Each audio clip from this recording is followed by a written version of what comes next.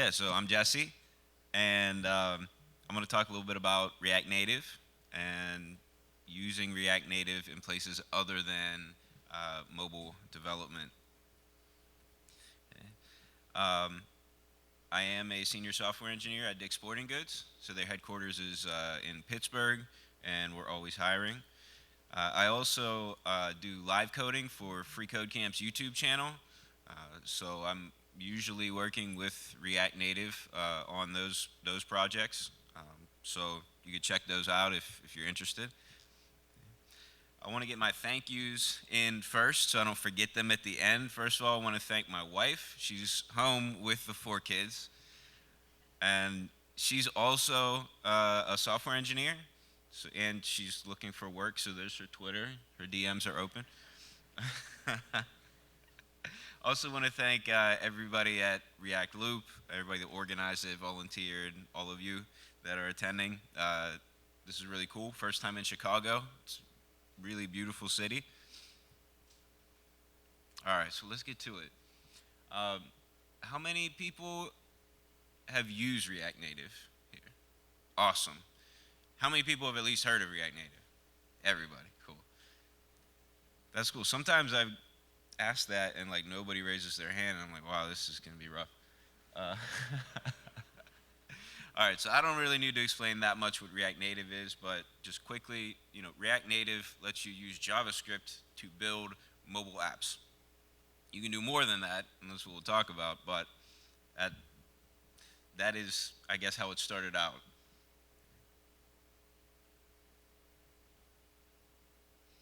All right, so if you are in the React world but you haven't used React Native yet, there are a few differences.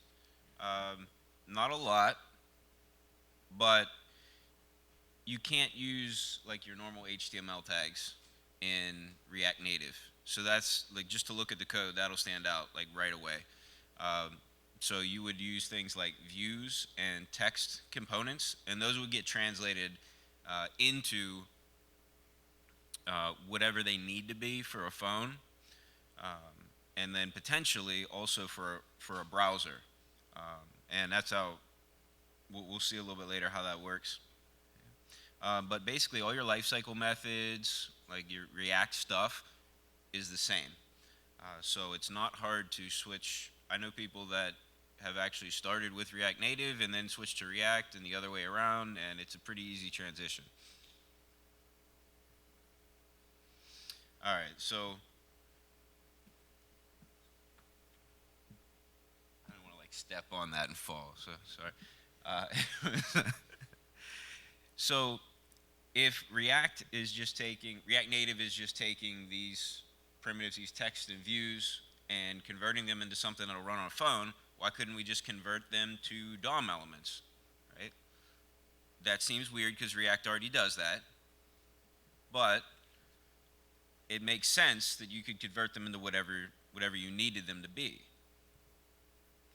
If you did that, then you could have one code base where you could run on Android, iOS, and the web.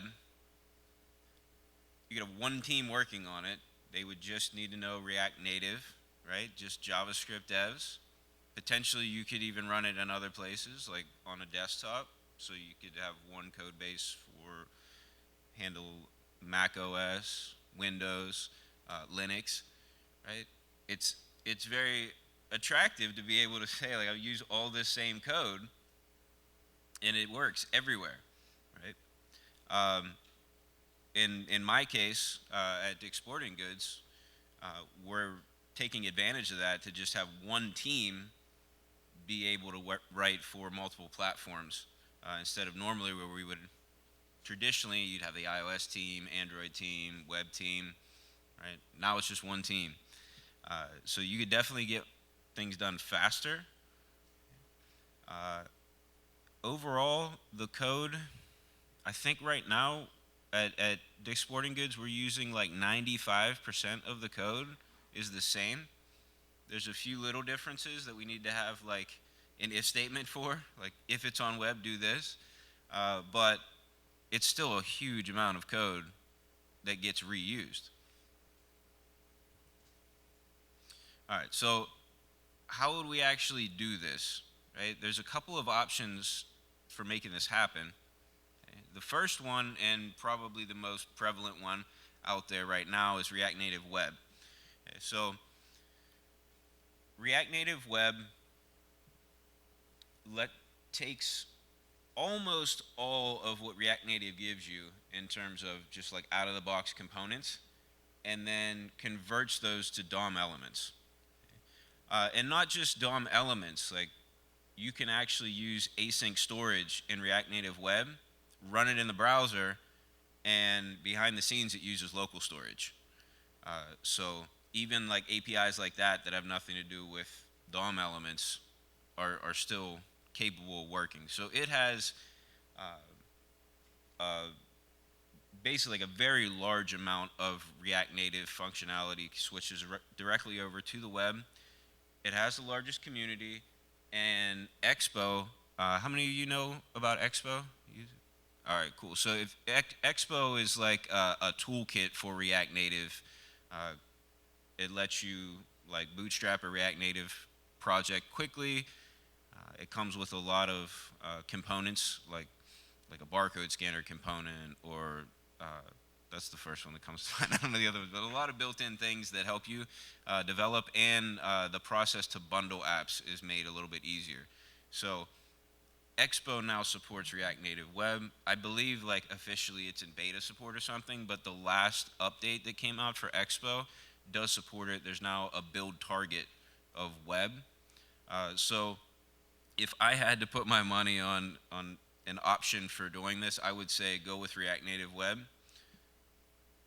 and that's what I'm using for most of my projects too. But there is another option out there called React XP, and so this is in use by Microsoft with the Skype team. So it's built differently than React Native Web is, but if you're a TypeScript person, you may like it a bit better, right? Because it kind of assumes you're using TypeScript. You don't have to use TypeScript with it, but that's how they built it. Uh, and it has a smaller subset of React Native components that will transfer over automatically to the web.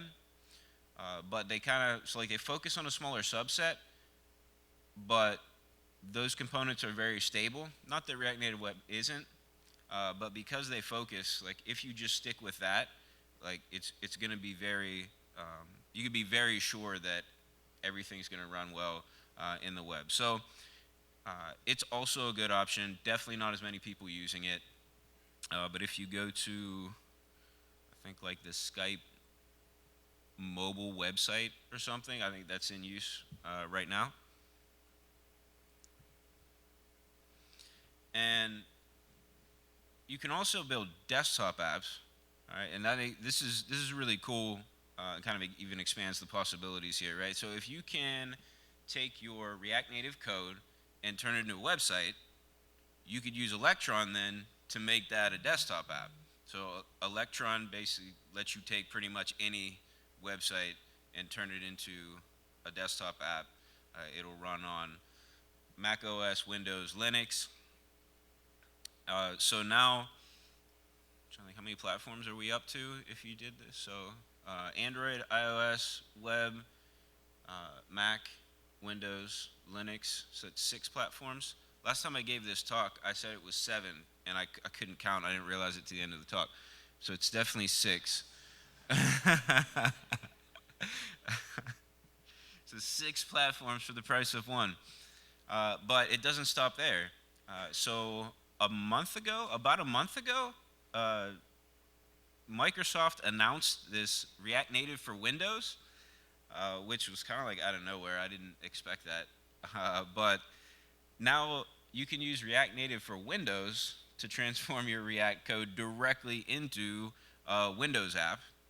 And the Windows app can then run on, not only on Windows, obviously, on their tablets, on Xbox, on their mixed reality stuff. I'm assuming that means HoloLens. So that's kind of insane that you could now use React Native, JavaScript to write AR content for HoloLens. So I've there are also ways to do like VR content. I've heard of people coming up with some really weird stuff, like being able to make a Word document from React. So I've never used that. I'm not sure what the use case is for that, but you can't. So you can basically make whatever build target you want. Um, let's see. Yeah, so this is actually in use, which when I was trying to research like who uses this, I was surprised that some place I didn't even realize it was already in use. So Twitter, you can check out Twitter mobile right now. So you open your browser, I think it's like m.twitter.com. That is running React Native. All right, so it's a website running React Native. Uh, Uber, so not like any of the Uber sites that you would see, but Uber uses it for their desktop version of the software that they give to restaurants for Uber Eats. So they, in the United States, in most of the world, they had an app for that, right? And it worked on a tablet or something. But they had an issue, I believe, in India, where most restaurants in India didn't have access to tablets. I think that's the way the story went. So they didn't want to rewrite a whole website, so they took their React Native app and just converted it with React Native Web to run on a desktop. So all their restaurant clients in India for Uber Eats could then use that. And the interfaces look very similar. I think they have like the menu icon is in a slightly different place, but basically the whole code base is the same. So that was it actually it allowed them to roll that out really quickly, same code base, and enable a ton of their users to have access to it. Major League Soccer also uses this, and the developers at Major League Soccer have done a lot of blogs and videos about that. So if you're interested in like the process behind switching to this, look that up, check it out. That when I was first considering using this at DSG, I read a lot about the process that Major League Soccer went through to make that decision as well. A few other places, DataCamp, Flipkart, these are all React Native Web. I already mentioned Skype. As far as I know, Skype is the only major company using React XP right now.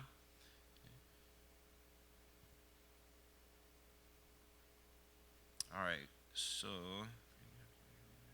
if you want to see me doing this, you can check it out on the YouTube channel. I do have a link to a Git repo where this is in use right now.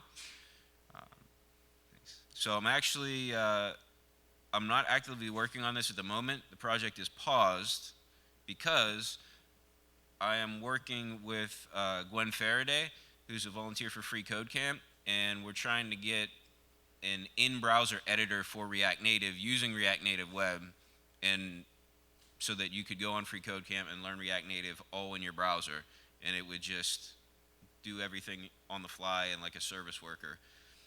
So that's what you would see if you tuned into my next live stream. But after we get that working, I'll go back and keep working on the battle math game. It's like a kid's math game, right? Very simple concept, but we're just trying to illustrate how you would build with React Native.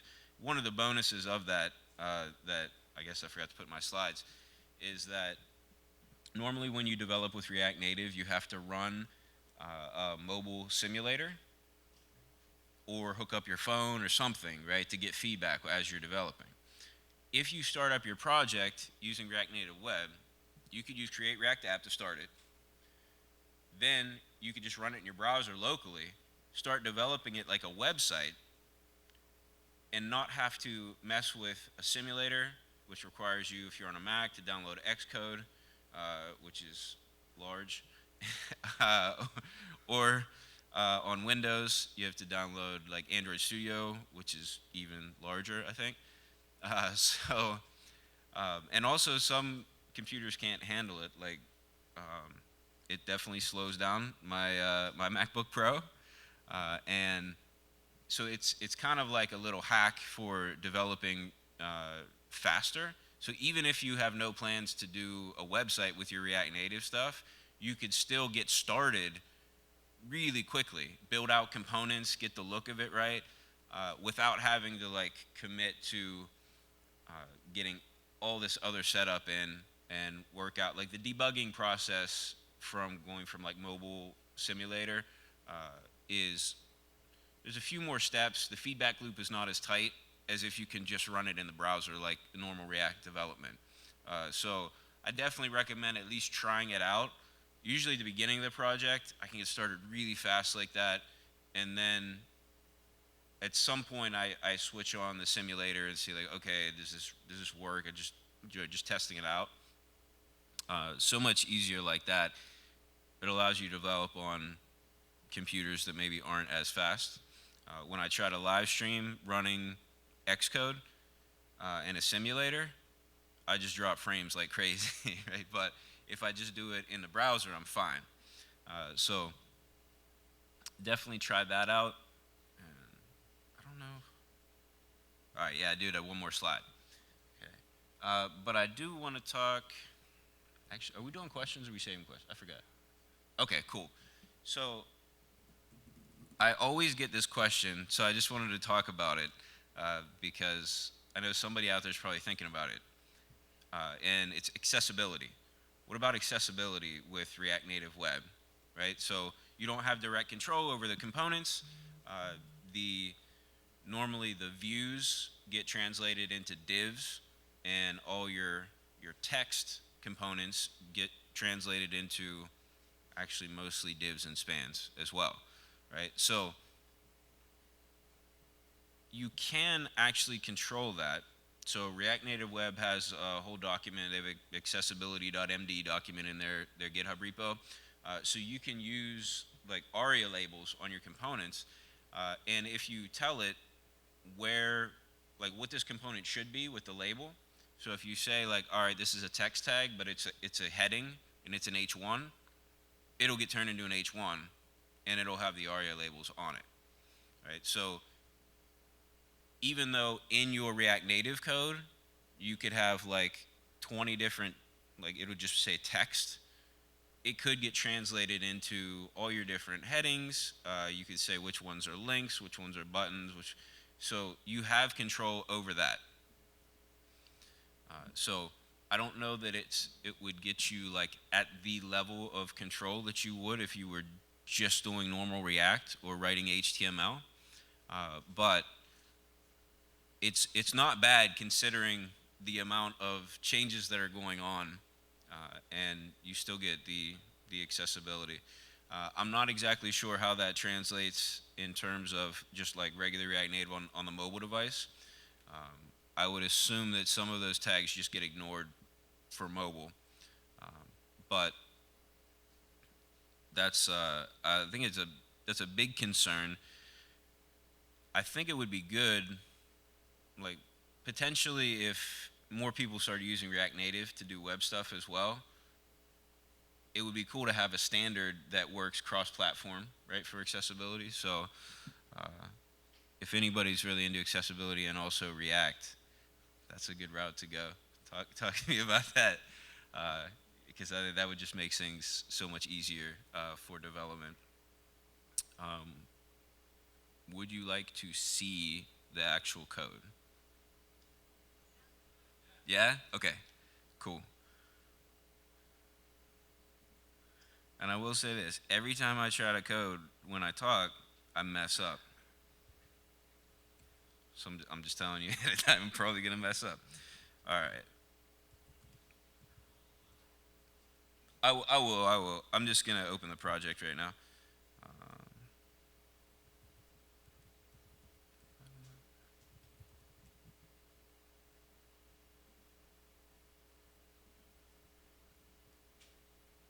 is that big enough? Okay, cool. So let me, I wanna update. I'll start this now, we'll get it running. Um, but if you look at, let's look at our package JSON, because then you can always tell what's going on. Does anybody else look at a package JSON first when they see a new project? Always just open it up, right? So this was scaffolded out with create React app, right? And so it has all your normal like commands. And then we just add React Native Web. We don't even have to add React Native. It's built in with React Native Web. So when we go to actually develop,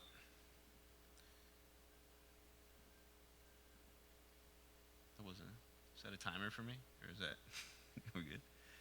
All right, so let me go. Let's get rid of that. Yes, another port. All right, so we're importing, right, our text, our views. We have our text input. If you're familiar with React Native, all of these should look familiar. These are all React Native components. We're importing them from React Native. Okay. I am using hooks in this. So let's skip down to the actual JSX, right? So we have our views. Let's see. This is just a normal text tag. Okay, so this ends up being our title for our app. We can use this picker element, and that translates into just like a normal select box in HTML. So I'll show it to you in a second. You can give IDs to your components for like debugging, right? So those will come through. You can even put in SVGs, which I put in these giant inline SVGs, which is terrible, but normally I put them in another component. This part you may actually need to put a flag in and say like, if it's web, do this, if it's mobile, do that, because SVGs on mobile require some different stuff. You just need like an npm package for SVGs. You change the syntax a little bit, and then you're good. And you could actually, I don't think I have an example in this project, but normally I'd put this SVG in a separate file. I could say this file is like icon.js,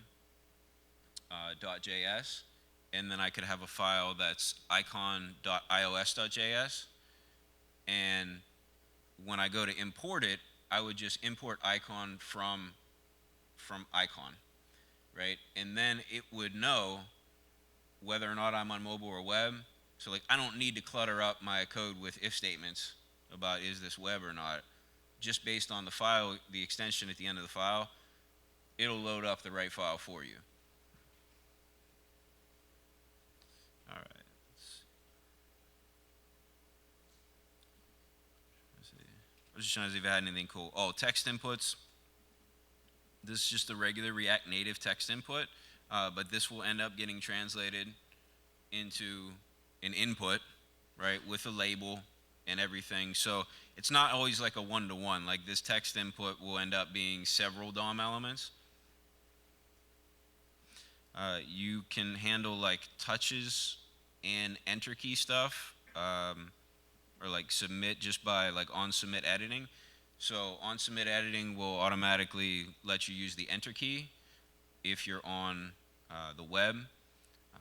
But if you're on a phone, you can use like the built-in keyboard like button.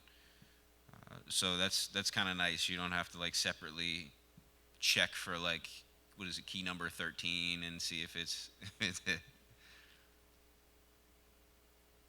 All right, and I think, yep, that's it. The app's really simple right now. So I'm gonna prepare yourselves for this amazing design on this app. It gets better. We have different modes.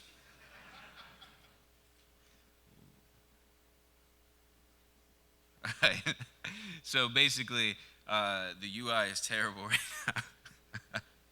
now. If anybody loves UI stuff and wants to contribute, all my projects on Free Code Camp are all open source, and contributions are welcome.